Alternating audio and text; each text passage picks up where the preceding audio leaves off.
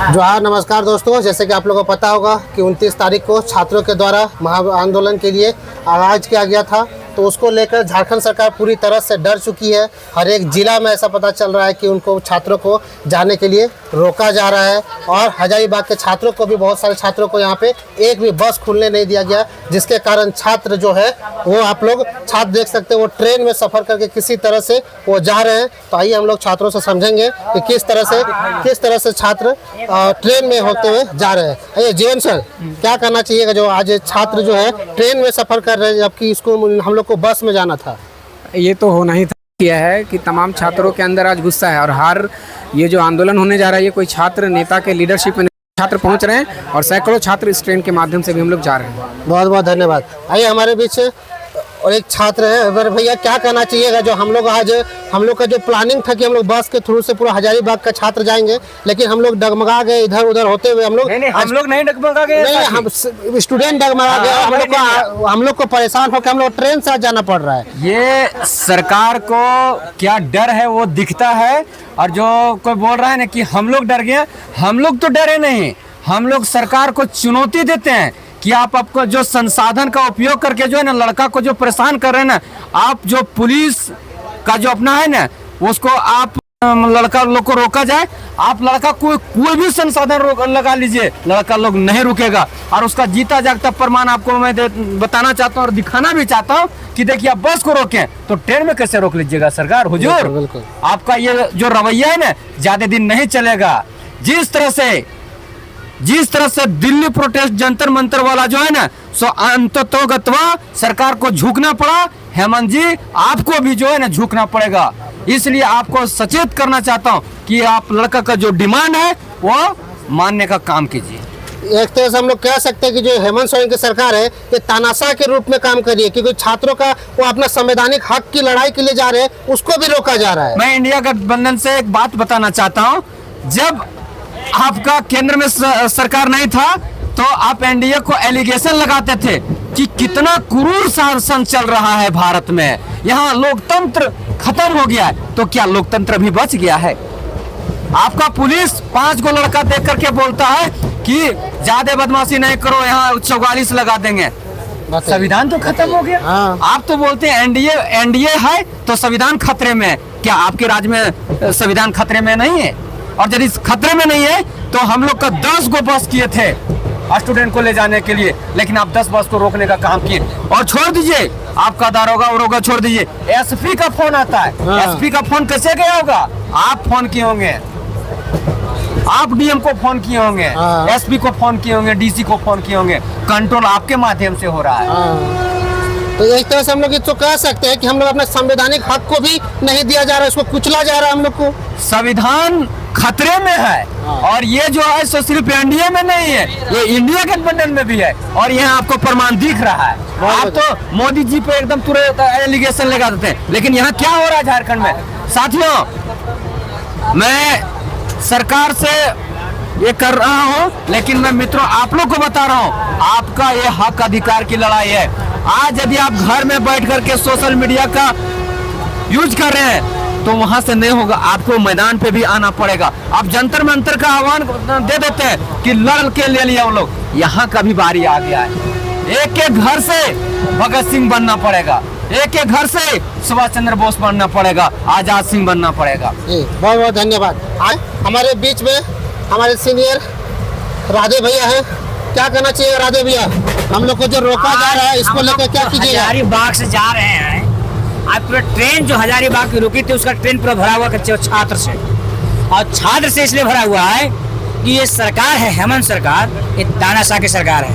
हम लोग को रोकने के काम किया, बस रोकने के काम किया, लेकिन हम बस को रोकने के काम के लोग टोटो सोटो बार करके हम लोग ट्रेन से निकलने काम कर रहे हैं।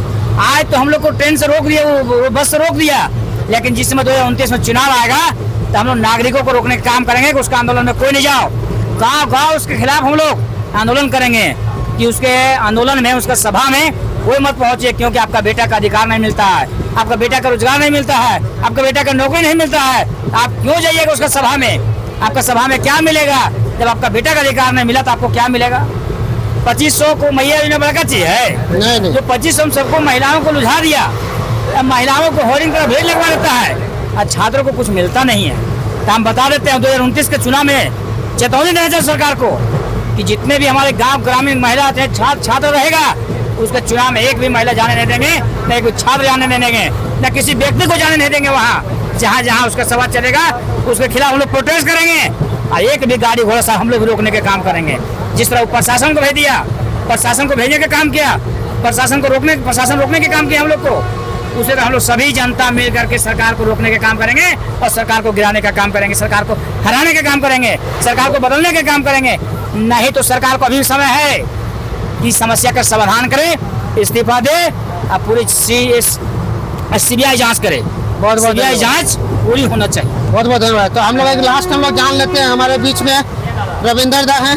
रविंदर दा, छात्रों को जिस तरह से रांची जाने के लिए रोका जा रहा है, इसके लिए आप क्या कीजिएगा?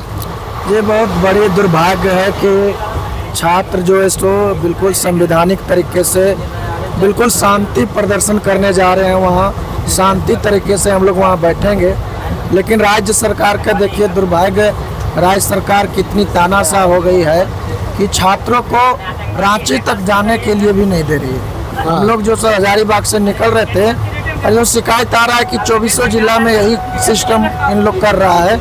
हम लोग हजारीबाग से निकल रहे थे तो हम लोग जो अपने चंदा उंदा जो छात्र के माध्यम से हम लोग किए थे थोड़ा बहुत, उससे जो है सो हम लोग जो है सो एक 2-4 गो बस किए थे और बस से छात्रों को लाने चाह रहे थे, लेकिन सरकार जो है सो हजारीबाग एसपी को आदेश दिया कि कोई भी बस नहीं जाना चाहिए और इस तरह पुलिस प्रशासन हम लोग की बस को रोक दी। खैर कोई बात नहीं, वो बस रोक सकती है, हम लोग की जज्बा को नहीं रोक सकती है। बिल्कुल, बिल्कुल। हम लोग की ताकत को नहीं रोक सकती है, छात्र एकता को नहीं रोक सकती है। हम तमाम छात्र किसी भी माध्यम से रांची जा रहे हैं, जयपाल सिंह मुंडा स्टेडियम पहुंच रहे हैं और जो है सो हम लोग अनिश्चितकालीन धरना पर बैठेंगे।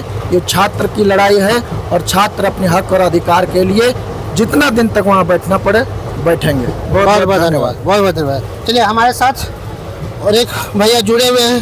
भैया, जिस तरीके से हम लोग को आज रोका गया है प्रशासन के द्वारा, ये तानाशाह सरकार के प्रशासन के द्वारा जिस तरह से हम लोग को रोका गया है, क्या कहना चाहिएगा आप? क्या संदेश देना चाहिएगा झारखंड के युवाओं को? बस झारखंड के युवाओं को हम यही संदेश देना चाहेंगे कि सरकार बस रोक सकती है, संसाधन रोक सकती है, लेकिन आपके हौसले को कभी नहीं रोक सकती, आपके जज्बे को कभी नहीं रोक सकती।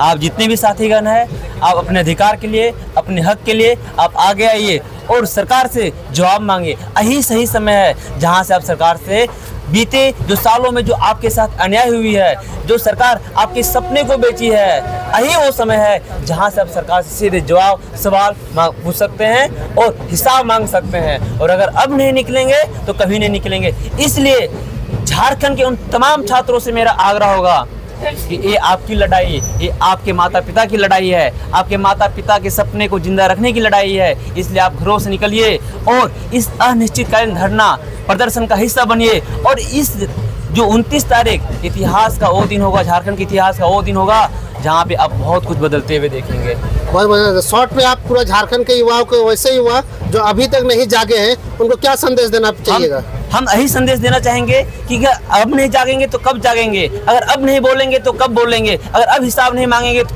कब मांगेंगे। इसलिए जितने भी युवा झारखंड के युवा हैं, सबों से मेरा आग्रह होगा कि ये लड़ाई हमारी और आपकी नहीं है, ये लड़ाई पूरे झारखंड को बचाने की लड़ाई है। इसलिए आप आइए और इस लड़ाई का हिस्सा बनिए और अपनी आवाज़ को बुलंद कीजिए।